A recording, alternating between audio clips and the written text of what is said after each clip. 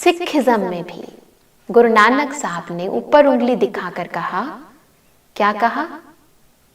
एक ओंकार, एक है वो ओम यानी आत्मा की आकार का, जो अकाल मूरत है, अजन्मा है, अकर्ता है, अजोनी है, निर्वैर है, निर्भय है। तो ये महिमा किसी मनुष्य आत्मा की हो सकती है? किसी मनुष्य आत्मा की हो सकती है?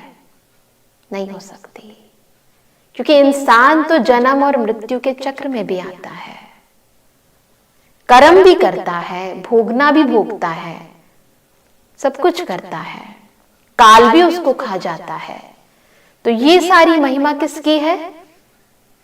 उस परम पिता परमात्मा शिव की, उस ज्योत की। बौद्धिज्म हो या जैनिज्म हो, महावीर स्वामी थे या फिर महात्मा बुद्ध थे, सबको एनलाइटमेंट हुई, सबको उस प्रकाश के ही साक्षात्कार हुए। जापान में भी सभी लोग जब परमात्मा को याद करते हैं, एकाग्र करते हैं मन को और बुद्धि को, तो उस ज्योति को ही याद करते हैं, परमात्मा को याद करके उस प्रकाश पर अपना ध्यान केंद्रित करते हैं। तो सभी धर्मों में डायरेक्टली या इनडायरेक्टली, है ना, वो कहीं ना कहीं उस ज्योति को ही याद करते हैं। भाषा अलग है, परंतु बात वही है। और यही कारण है जिसके कारण हम सभी मिलकर उस परमात्मा को क्या कहते हैं कि वो हम सबका मालिक एक है ना। इस कारण हम सब कहते हैं हिंदू, मुस्लिम, सिख, ईसाई आपस में है भाई भाई, और कोई ज्ञान और कोई धर्म और कोई व्यक्ति हम सबको एक नहीं कर सकता।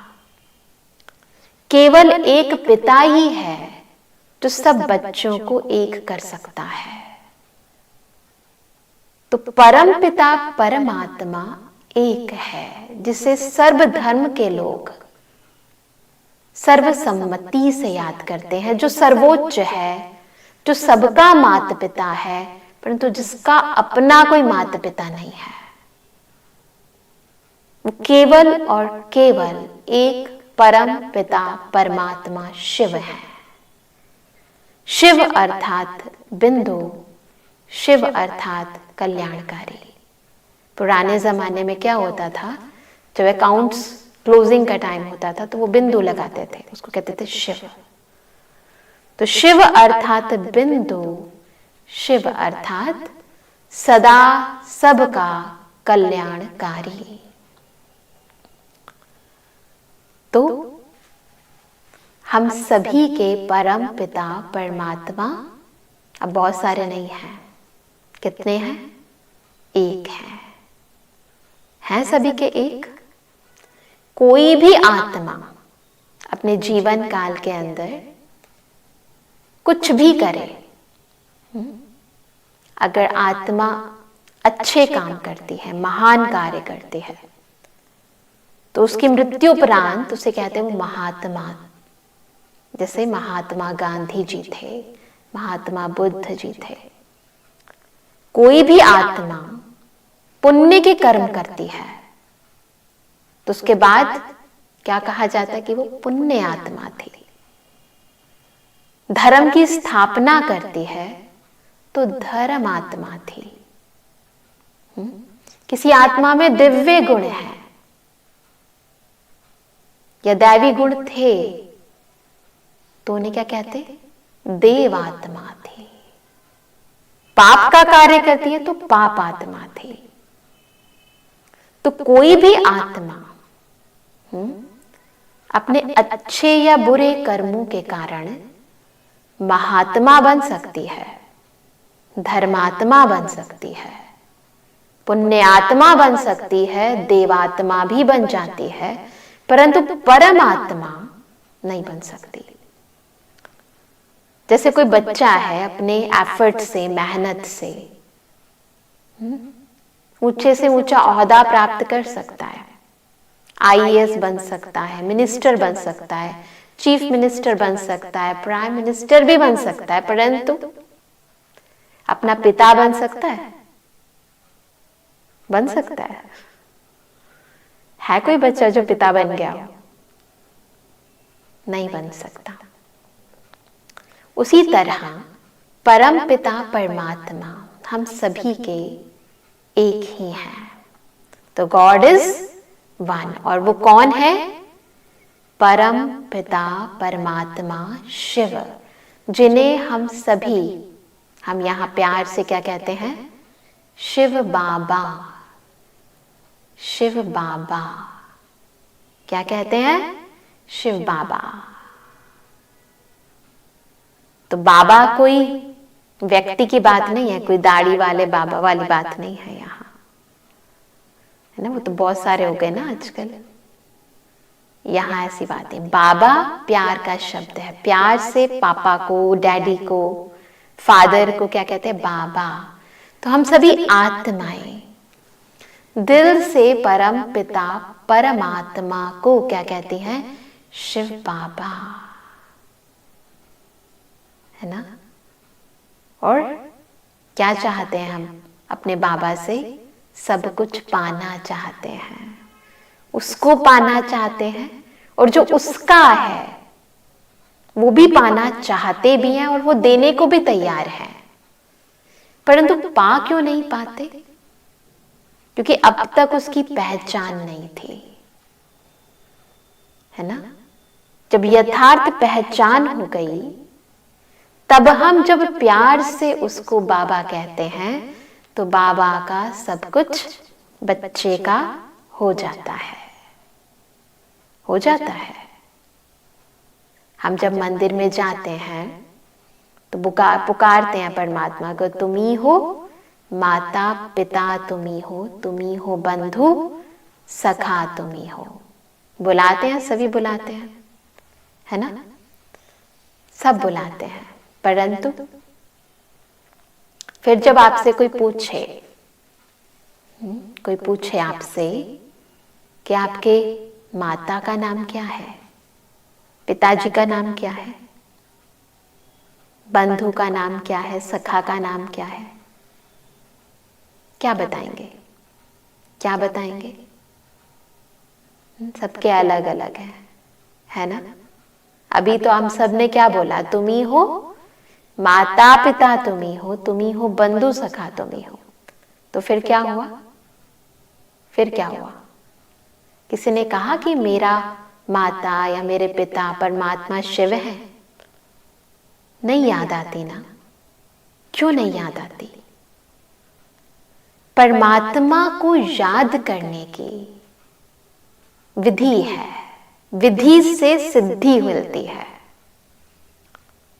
क्यों नहीं याद आती? क्योंकि हम इस बॉडी कॉन्शियसनेस में अपने आप को ही शरीर समझते हैं, तो शरीर के माता पिता बंधु सखा की आदत पड़ जाती है। छोटे थे तभी हमें ये पक्का कर दिया गया था कि ये आपकी मदर है, ये आपके फादर है। ये जो ईश्वरीय स्मृति है ये हमें कभी दिलाई नहीं की, तो उसको सिमरण करने की, उसको सदा साथ रखने की हमें आदत ही नहीं है। इसीलिए देखो, हम मंदिरों में जाते हैं, सबसे पहले क्या करते हैं? क्या करते हैं सभी? क्या करते हैं? पूजा करते हैं, हाँ, लोटी चढ़ाते हैं, लोटी चढ़ाते हैं। और क्या करते हैं? क्या करते हैं? हाथ जोड़ते हैं, घंटी बजाते हैं। और क्या करते हैं? उससे पहले क्या करते हैं? सबसे पहले क्या करते हैं? हाँ, जूते चप्पल बाहर उतारते हैं ना। कई कई टेम्पल्स के अंदर चमड़े की चीजें भी बाहर उतार देते हैं। तो हमारे यहाँ माउंट आबू में दिलवाड़ा टेम्पल है ना, तो वहां पर सारी लेदर की चीजें बाहर उतार देते हैं। क्यों उतारते हैं? मैला ना हो जाए मंदिर। नई चप्पल पहनकर जाएंगे तो अलाउ करेंगे? नहीं करेंगे। क्यों? क्यों? मिट्टी की बात नहीं है और चमड़े की बात भी नहीं है, इस चमड़ी की बात है, इस देह रूपी मिट्टी की बात है। अब तक जब भी हम मंदिर में जाते रहे, परमात्मा को याद करने जाते रहे, तो हमने क्या किया? हमने स्थूल रूप में तो सब कुछ किया, चमड़े की चप्पलों को, बेल्ट को, पर्स को तो बाहर किया, परंतु अपनी स्मृति को नहीं भुलाया, उसको पीछे नहीं छोड़कर आए कि मैं किसी की मदर हूं, किसी का फादर हूं, किसी की बहन हूं, किसी का भाई हूं। अपनी इन सारी स्मृतियों के साथ गए, अपने इन ओहदों के साथ गए, सबको साथ लेकर गए, देह भान में रहकर उस विदेही को याद करते रहे। जैसे कोई तार है, उस पर प्लास्टिक की कवर चढ़ी हुई है, उसको अगर दूसरी तार से मिलाया जाए जिस पर कवर नहीं है, सुबह शाम मिलाया जाए तो भी करंट नहीं आएगा जब तक वो प्लास्टिक का कवर, वो जो इंसुलेटर जो है ना उसके ऊपर, वो उतरेगा नहीं। जब वो उतरेगा तब तार तार से मिलेगी और करंट आएगा। वैसे ही जब मैं इस देह और देह के विभिन्न संबंधों की स्मृतियों को भुलाऊंगी, उसे बाहर छोड़ कर आऊंगी, उसके बाद जब क्या करते हैं, तिलक लगाते हैं, तब आत्मिक स्मृति में टिक कर, ये टीका लगाकर उस परमात्मा को याद करूंगी, तो जो उसका है या जो मेरे मन की इच्छा है वो पूरी हो जाएगी। जो उसका है वो मेरा हो जाएगा। आपकी इच्छा से भी ज्यादा आपको वो परमपिता परमात्मा सब कुछ दे देगा। तो इस विधि से सिद्धि प्राप्त होती है, और विधि ठीक ना होने के कारण क्या होता है, हम पुकारते रहते हैं, व्रत रखते रहते हैं, पर वृत्तियां नहीं बदलती, वैसे के वैसे ही रहते हैं हम जैसे थे। तो परिवर्तन जीवन में लाने के लिए सबसे पहले इस स्थूलता को सूक्ष्मता में बदलना पड़ेगा। कहीं भी रहते आप परमात्मा को याद भी कर सकते हो, उससे सब कुछ पा भी सकते हो, परंतु क्या करना है, इन दैहिक स्मृतियों को भुलाकर अपने को आत्मिक स्मृति में टिकाना है। कर सकते हैं सभी? चलो ट्राई करके देखते हैं, सभी करें। तो कुछ देर के लिए सब कुछ भुला दे, मन की स्लेट को एकदम खाली कर दो।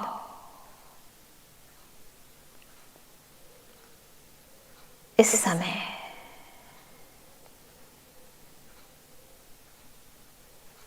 ना मैं किसी की मां हूं, ना किसी का पिता,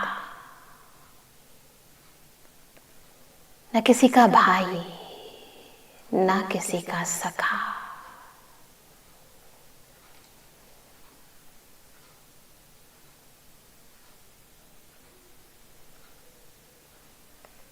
न किसी कंपनी का डायरेक्टर, ना किसी का नौकर, ना अमीर न गरीब,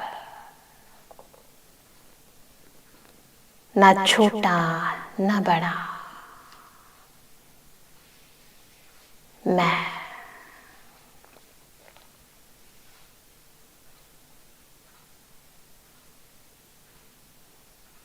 इस देह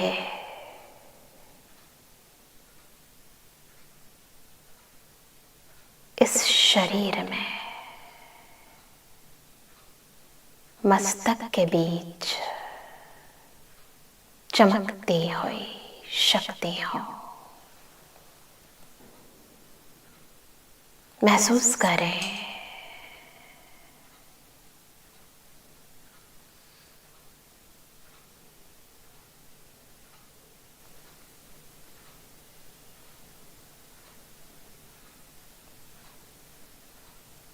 अपने सत्य स्वरूप को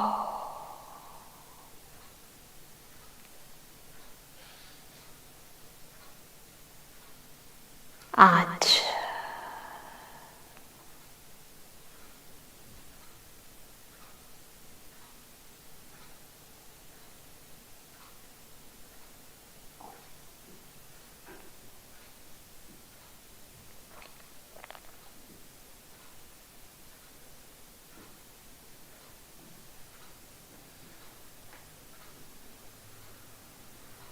मैंने इस देह रूपी चमड़ी को उतार कर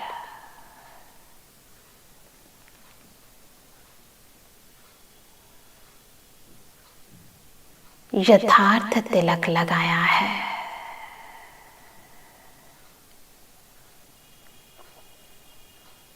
खुद को समझा है और अपने पिता परमात्मा को भी जाना है।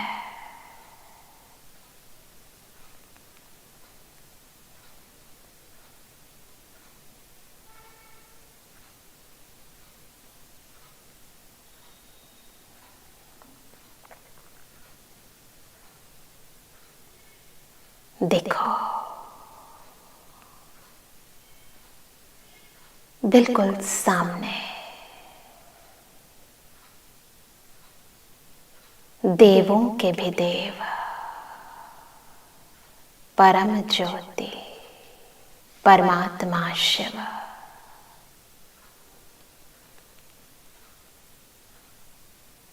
जो मेरे सच्चे माता पिता हैं,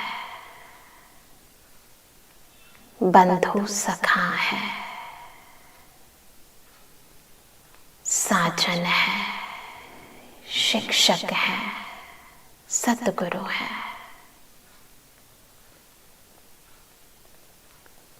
मुझ पर अपना प्यार बरसाने, मुझे शक्तिशाली बनाने, मेरे साथ है। अनुभव करें।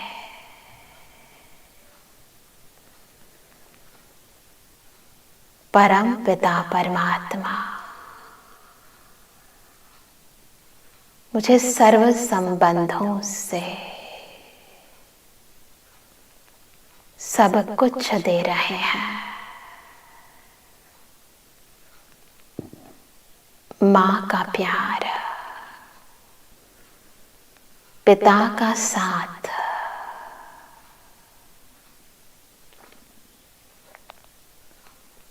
बंधु और सखा का सुख दे रहे हैं।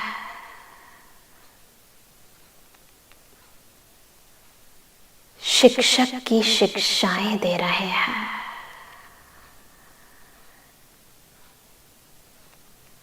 सतगुरु के रूप में वरदान दे रहे हैं।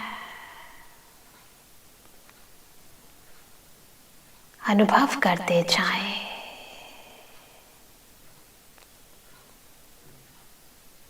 प्यार की इस अविरल धारा को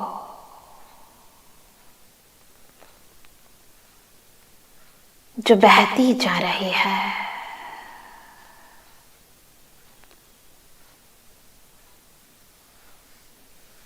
वो परम पिता परमात्मा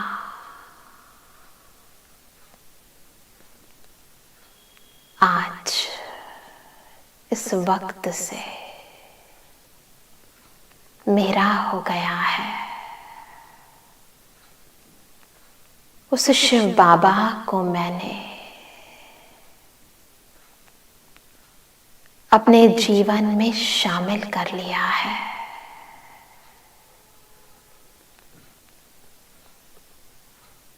फील करते जाएं।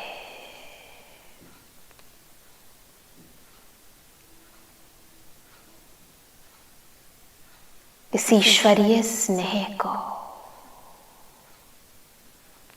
इस सदा के साथ को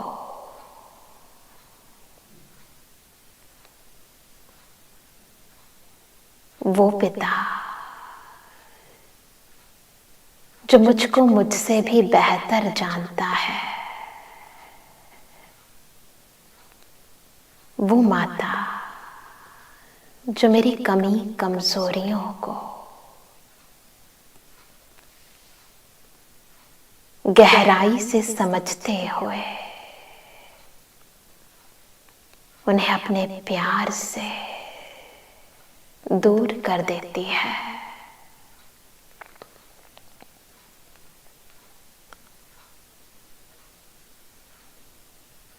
वो भाई, वो दोस्त जो मेरा दिल का हाल सुनने के लिए सदा तैयार है, ऐसे सदा के सच्चे साथ को दिल से स्वीकार कर ले, अनुभव करें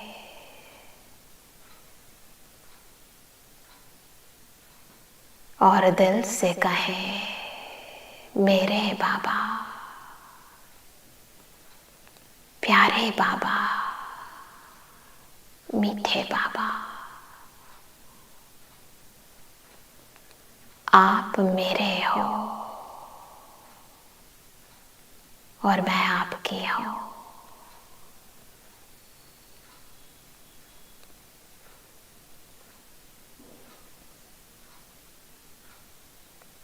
ओम शांति।